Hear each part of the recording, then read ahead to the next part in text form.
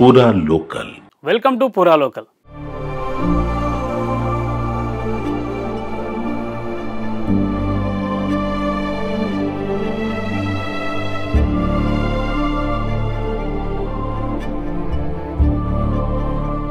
వయనాడులోని మృతుల సంఖ్య రోజు రోజుకు పెరుగుతూనే వస్తుంది. తాజాగా ఇక్కడ చూసుకున్నట్టయితే కదిలిస్తే కన్నీళ్లే. వయనాడు విపత్కర పరిస్థితులు 190 మంది మృతి, వందలాది మంది గల్లంతు. ఇక్కడ చూడండి, వయనాడులో మృతుల సంఖ్య రోజు రోజుకు పెరుగుతుంది. కేరళలోని వయనాడులోని ఎవరిని కదిలించినా కన్నీళ్లే వస్తున్నాయి. అంటే అక్కడ స్థానికులు కూడా వాళ్ళ ప్రాణాలు కాపాడుకునేందుకు ఇంట్లో ఉన్న టేబుల్ కింద దూరినా కానీ ఆ వరద నీరు అనేది ఇళ్లలోకి రావటం, కొండ చర్యలు విరిగిపడటంతో ఇంట్లో ఉన్న వాళ్ళు అక్కడికక్కడే మృతి చెందారు. కొంతమంది అయితే ఇక్కడ చూడండి, బెడ్ మీద పడుకున్న అంటే నిద్రలోనే ఉండి అలాగే చనిపోయారని చెప్పేసి ఇక్కడ రాయటం అయితే జరిగింది. కుర్చీలు టేబుల్ కింద దాక్కొని ప్రాణాలు కాపాడుకునే ప్రయత్నం చేసినా కానీ చాలామంది ప్రాణాలు కోల్పోయారు.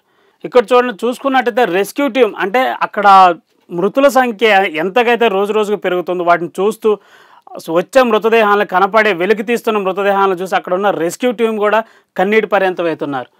భారీ వర్షాల కారణంగా అక్కడ ఉన్న కొండ చర్యలు విరిగిపడటంతో 190 మంది చనిపోయినట్లు అధికారులు ప్రకటించారు. 300 మందికి పైగా ఆచూకీ లేదు. అంటే అక్కడ చూసుకున్నట్టయితే ఆ కొండ చర్యలు విరిగిపడిన కాడి నుంచి ఇప్పటి వరకు కూడా దాదాపు ఒక 190 మంది చనిపోయారు, ఒక 300 మంది అయితే గల్లంతయ్యారు.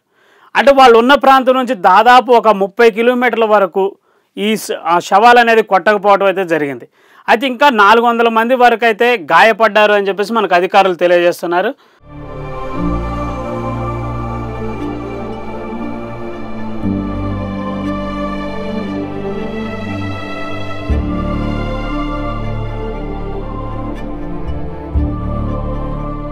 అంటే అక్కడ చూసుకున్నట్లయితే అక్కడ కొన్ని గ్రామాలు అయితే దాదాపు ఆ చుట్టుపక్కల వయనాడు ప్రాంతంలో ఉన్న కొన్ని గ్రామాలు అయితే దాదాపు గల్లంతాయి, అంటే కనపడకుండా రూపు లేకుండా పోయాయని చెప్తున్నారు. 600 మంది వలస కూలీలు ఆచూకీ దొరకటం లేదు. అంటే ఈ వరద దాటికి అక్కడికి పని చేసుకోవడానికి, బతుకు జీవనం గడపడానికి వచ్చిన వాళ్ళు వాళ్ళ ప్రాణాలు పోయాయా లేదంటే ఎలా ఉన్నారు, ఎక్కడున్నారు అని చెప్పి ఒక 600 మంది వలస కూలీలు ఆచూకీ అయితే కనపట్లేదని చెప్తున్నారు. ఇక్కడ చూసుకున్నట్టయితే ఈ ఫోటోలో వరద బాధితుల్ని రెస్క్యూ టీము వేరే ప్రాంతాలకు తరలించడం కోసం, అంటే వాళ్ళ ప్రాణాలు కాపాడే ప్రయత్నం అయితే చేస్తున్నారు. భారీ వర్షాలు కురిసే ఛాన్స్, అంటే ఇంకా ఆ ప్రాంతాలలో భారీగా వర్షాలు కురిసే అవకాశాలు ఉన్నాయని చెప్తున్నారు.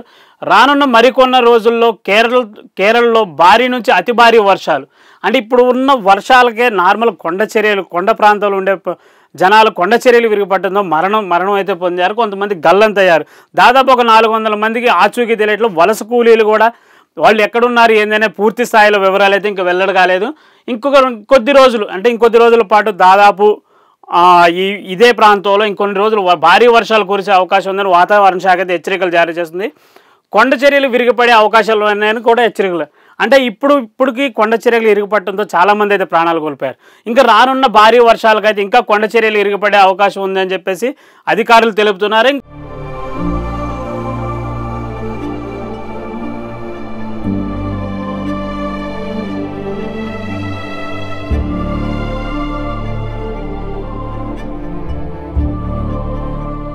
ఇక్కడ చూసుకున్నట్టయితే వయనాడుతో పాటు దాని చుట్టుపక్కల ఉన్న కొన్ని ఇంకా మిగిలిన గ్రామాలు కూడా ఈ వరద దాటికి ముప్పు పొందే అవకాశం ఉందని చెప్పేసి చెప్తున్నారు.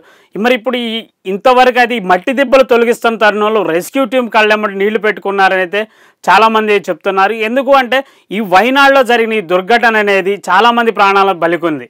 అలాగే ఈ శవాలను ఎతుకులాడే ప్రయత్నంలో మట్టి దిబ్బల కింద కనపడే శవాలను చూస్తూ రెస్క్యూ టీం వాళ్ళు చాలా కన్నీటి పర్యంతం అవుతున్నారు.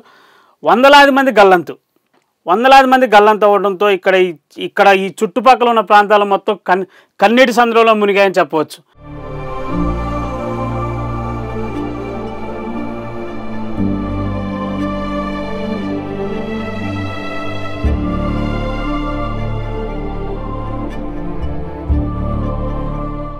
ఇక్కడ చూసుకున్నట్టయితే దాదాపు అక్కడున్న జనాలకి ఆహారంతో పాటు నీళ్లు కూడా దొరకని పరిస్థితి అయితే ఏర్పడింది.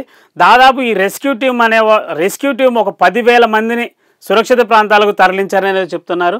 ఇలా ఎన్ని రోజులు జరుగుతుంది, ఇలా ఇంకా ఎంతమంది, అసలు మిగిలిన వారు ఎక్కడికి వెళ్ళారు, ఎలా ఈ గల్లంతైన వారి పరిస్థితి ఏంది, దాదాపు వాళ్ళు ఉన్న నివాస ప్రాంతాల నుంచి అక్కడ చనిపోయిన వారైతే ఒక 30 కిలోమీటర్ల దూరం వరకు అయితే ఈ వరదలో కొట్టుకొని పోయి శవాలు నీళ్లలో తేలడం అనేది అయితే కనపడింది. దాన్ని చూసి అధికారులతో పాటు అక్కడ ఉన్న రెస్క్యూ టీము, మిగిలిన సహాయక చర్యలు అందించే వాళ్ళు కూడా కన్నీటి పర్యంతమయ్యారు. ఇలాంటి మరిన్ని అప్డేట్స్ కోసం చూస్తూనే ఉండండి పూరా లోకల్.